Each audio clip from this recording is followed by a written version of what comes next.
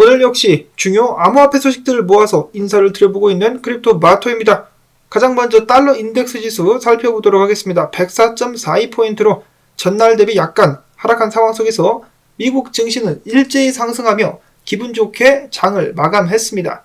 미국 같은 경우는 내일이 금요일이기 때문에 하루가 더 남아있는 가운데 지속적인 상승세를 이어갈 수 있다면 주말 동안에 암호화폐 시장에도 좋은 흐름이 이어질 수 있겠다라는 생각을 해봅니다. 비트코인 반등해주면서 미국 증시만큼 많이 오르지는 못했지만 25,000달러 선을 다시 한번 위협을 해주고 있는 가운데 이더리움은 1679달러에서 거래가 진행 중에 있습니다.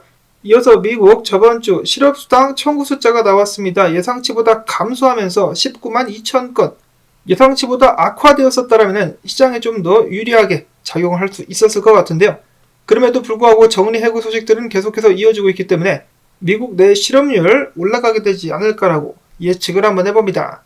그런가 하면은 어제 이런 소식이 나오기도 했었습니다. 연준이 즉시 결제 프로그램인 FedNow를 다가오는 7월 달에 출시하겠다라고 발표를 했습니다. 해당 결제 시스템 같은 경우는 1년 365일 결제가 가능하기 때문에 암호화폐를 견제할 수 있다라고 그들은 이야기를 하고 있었는데요. 많은 사람들이 예상과는 달리 블록체인 기술에 의존하지 않는다라고 합니다. 자, 그러면 어떤 식으로 바로바로 청산을 하는 것인지, FedNow 같은 경우는 CBDC가 출시되기 전에 밑밥 깔기라고 볼 수가 있겠는데 이러다가 슬슬 CBDC로 넘어가는 단계가 오지 않을까 싶습니다. 한편 연준이 은행을 구제해준다는 소식이 나왔음에도 불구하고 수많은 은행들의 주가가 약간 흔들리는 모습들이 보여지기도 했었다라고 하는데요. 대형 은행들의 주가가 일제히 떨어지고 있는 모습, 이런 상황 속에서 잠재적으로 암호화폐 시장에 굉장히 호재가 될 만한 소식이 나오기도 했었습니다. 무디와 연준 그리고 다른 중앙은행들이 이러한 패닉 사태를 막기 위해서 긴급 미팅을 소집할 가능성이 있다라는 소문이 남과 동시에 JP모건에 의하면은 연준이 미국 은행 시스템을 보완하기 위한 연준의 긴급 구호자금 프로그램에 무려 2조 달러나 되는 돈을 찍어가지고 투입을 시켰었을 수 있다라고 이야기를 했습니다. 그러니까 2조 달러, 250억 달러가 아니라 2조 달러가량까지 지원이 들어가고 있다라는 것이죠. 그만큼 미국 은행 상태가 좋지 않다. 이거 명백한 양적 완화가 아닌가라는 생각을 해봅니다. 이게 사실로 드러나게 된다면 비트코인 가야죠. 비트코인 상승 가야 됩니다. 그리고 유럽 같은 경우도 똑같은 상황이라고 볼 수가 있겠는데, 망하니 많이 소리가 나왔었던 크레딧 스위스 같은 경우는 스위스 중앙은행으로부터 유동성을 공급받는다는 소식이 나오자마자 주가가 30% 급등하기도 했었습니다.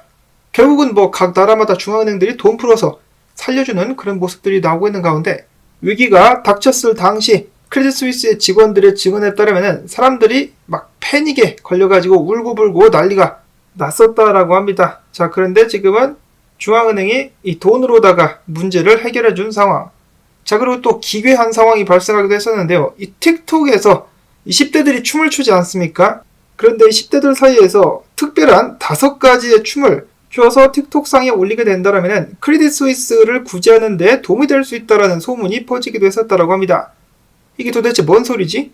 정신을 바짝 차리고 살아도 꽤 힘든 미래가 예상이 되는데, 자, 과연 앞으로 어떻게 될 것인가? 다음으로 이어서 한국에 이런 말이 있죠. 돈이 없지 가오가 없냐. 유로피언 중앙은행 같은 경우는 돈도 있고 가오도 잡는다. 유로피언 중앙은행 내에서도 지금 현재 크레딧 스위스 같이 부실한 은행들이 몇 개가 보인다라는 발언들이 나오고 있는 가운데서도 금리를 0.5포인트 올렸다라고 합니다. 그러면서 시장 상황을 주시하고 있다. 필요시 대응할 것. 어떻게 대응하겠습니까? 돈 풀어서 막아주겠죠. 자, 언제까지 이런 식으로 주먹구구식으로다가 돈 찍어서 막는 행태가 계속될 것인가? 다음으로는 미국으로 다시 돌아가 보도록 하겠습니다. 미국 정부가 암호화폐 시장을 압박하고 있다는 사실은 여러분들도 너무 잘 알고 계실 것 같은데요. 최근에 시그니처 뱅크가 폐쇄를 당했습니다. 근데 미국 당국에서 하는 말이, 그 누구든지 시그니처 뱅크를 인수하고 싶다라면은 기존에 그들이 진행하고 있었던 암호화폐 관련된 사업들을 전부 다 포기해야 된다는 것에 동의해야 된다라고 엄포를 놨다라고 합니다. 이제는 대놓고 암호화폐 관련된 산업에 손대지 말라라고 은행업계를 계속해서 압박을 하고 있습니다. 자, 그러자 친암호화폐 성향의 공화당 하원 의원인 톰 에머시는 바이든 정부가 시장의 혼란을 무기 삼아가지고 비트코인과 암호화폐를 무너뜨리려 하고 있다라고 전곡을 찌르기도 했었는데요. 자, 미국 내에서 암호화폐 입지가 계속해서 불안해져 가고 있습니다. 그야말로 난장판인 상황이 이어지고 있는 가운데 몇몇의 투자은행들 그리고 자산관리사들 같은 경우는 이에 굴하지 않고 있죠. 피델리티 같은 경우는 개인 투자용으로다가 비트코인, 이더리움 거래를 모두에게 제공하겠다라고 밝혔습니다. 그 전까지는 이제 베타 테스트처럼 선택된 몇몇의 투자자들에게만 서비스를 제공하고 있었는데 이제는 모두에게 제공을 하겠다. 비트코인이 반드시 미국 정부의 압박을 물리칠 수 있기를 바라보고 이어서는 비트코인 동향 및 분석으로 넘어가 보도록 하겠습니다. 바이트트리 에셋 매니지먼트 같은 경우는 최근에 이렇게 이야기를 했다라고 하네요. 비트코인이 반등을 보여주긴 했었으나 유럽, 미국, 캐나다의 폐쇄형 펀드, 현물 및 선물, ETF 보유 코인 숫자가 이번 달에만 16,560개가 오히려 줄었다. 그래서 17개월 내 최저치를 기록을 하고 있는데 비트코인 상승에 기관의 참여가 부족했음을 시사한다. 기관들 같은 경우는 비트코인이 진짜 제대로 된 자산이고 앞으로도 계속해서 존재할 것이라는 그런 내러티브를 믿지 않고 있다. 전 세계 자산관리 업계는 비트코인, 금 포지션을 매우 가볍게 취하고 있다라고 이야기를 했습니다. 자, 근데 이런 발언들 같은 경우는 쉽사리 신뢰할 수가 없는 것이 다른 설문조사를 들어봤을 때는 많은 기관 투자자들이 이 비트코인에 엄청난 관심을 나타냈었기 때문에 누구 말이 맞는지는 모르겠습니다. 다만 매트릭스 포트의 전략 책임자는 이렇게 이야기를 했는데요. 펀드 보유 데이터는 의미가 없다. 이 또라이들아. USDC 홀더들이 스테이블 코인을 비트코인으로 전환하고 있는 것으로 보인다라고 이야기를 하기도 했었습니다. 그런가 하면은 최근에 코인베이스 비트코인 현물 프리미엄이 돌아왔다라는 말이 나오기도 했었는데요. 미국 당국이 압박을 하니까 살짝 눈치가 보이긴 하겠지만은 계속해서 돈을 저런 식으로 찍어내게 된다라면은 결국은 다들 달러가 아닌 다른 대안을 찾게 될 것이고 그 중에 한 개가 당연히 비트코인이 될 것으로 저는 예상을 해보고 있습니다. 그리고 비트코인 같은 경우 존버자들의 숫자도 계속해서 늘어나고 있죠. 그렇기 때문에 미래는 밝다. 이왕이면은 몇몇 개 국가에서 동시에 나와가지고 비트코인을 법정화폐로 채택한다 라고 딱 이야기를 해주면은 분위기가 반전될 수 있을 것 같은데. 자, 아무튼 이어지는 분석입니다. 최근에 달러가 강세를 보이기 시작했는데요. 하락형 채널을 상방 돌파하면서 대가리를 들이밀었다라고 합니다. 비트코인 같은 경우 최근에 기세가 매섭긴 하지만은 조만간에 이 조정이 나올 수 있다라는 의견들 계속해서 이어지고 있는데요. 일단 23,500달러가 분기점이 될 수 있다라고 이야기를 하고 있습니다. 이 자리까지 조정을 받게 되고 나서 반등을 하느냐 아니면 떨어지느냐가 결정이 나게 될 것이다. 일단은 단기적으로 하락할 것이다 라는 의견들이 나와주고 있는데 트레이더 SG 분석가도 비슷하게 이야기를 하고 있습니다. 23,000달러대까지 내려와가지고 여기 있는 저점들 그리고 롱 포지션 쓸은 다음에 올라갈 수 있을 것이라고 예측을 하고 있었습니다. 반면에 최근에 비트코인 분위기가 좋았었기 때문에 24,000달러대만은 잘 지켜줄 수 있다면 언제든지 추가적인 상승을 이어갈 수 있다라는 의견들도 아직까지 건재합니다. 주말에는 과연 어떤 움직임이 일어날 수 있을 것인가? 사람들마다 다른 의견을 가지고 있긴 합니다만 한 가지 확실한 것은 이러한 상황 속, 특히 거시경제가 혼란한 상황 속에서 비트코인에 대해서 알면 알수록 비트코인을 팔기보다는 모으고자 하는 사람들이 더 많이 늘어나고 있다는 것이겠죠. 올해 같은 경우 벌써 1분기가 지나가고 있는데 올해 말까지 계속해서 비트코인을 채택하는 사람들이 더욱더 많이 늘어날 수 있기를 바라보며 기타 소식들 보도록 하겠습니다. 이더리움의 상하이 업그레이드 목표 날짜가 대략적으로 잡혔다라고 하는데요. 4월 12일. 다시 한 번 더 미뤄지지 않는다면 이 날짜 이후부터 스테이킹 출금이 가능하게 될 것으로 예측이 되고 있습니다. 이런 스테이킹 출금에 대해서 비트맥스 글로벌의 책임자는 다음과 같이 이야기를 했는데요. 이더리움 상하이 업그레이드 후에 강세장이 시작될 수 있다. 최근 시장에서 잇따라 발생한 블랙스완에도 불구하고 암호화폐 시장에 대한 글로벌 기관의 관심은 줄어들고 있지 않다. 특히 아시아 시장도 점차 암호화폐 친화적인 입장을 취하고 있다. 비트맥스 플랫폼 내 거래 데이터만을 보더라도 시장에 대한 자신감이 되살아나고 있는 것을 볼 수 있다라고 밝혔습니다. 그리고 원래 이더리움 같은 경우는 스테이킹이 활성화되면서 기관 투자자들의 많은 관심을 끌어올 수 있을 것이다라고 많은 매체들이 예측을 했었습니다. 왜냐? 이자가 짭짤하기 때문이죠.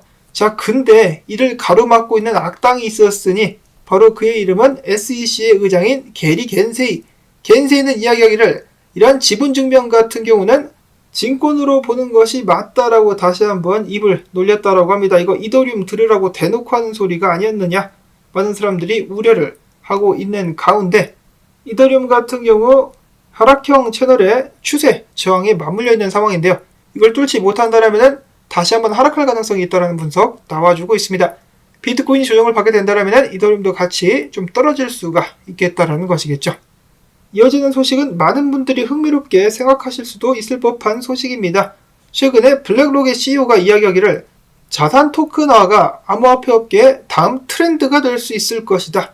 아프리카, 브라질 등 신흥시장의 디지털 결제 속도가 가파르다. 이는 디지털 자산업계의 성장 잠재력이 크다는 의미다라고 이야기를 했는데요. 자, 이런 식으로 실물 자산의 토큰화에 관련된 이야기는 그전부터 나왔었는데 최근에는 더욱더 박차를 가하게 되면서 바이낸스라든지 코인베이스, 폴카스타터, 체인링크 등등이 계속해서 이에 대해서 관심을 보여왔었다라고 합니다.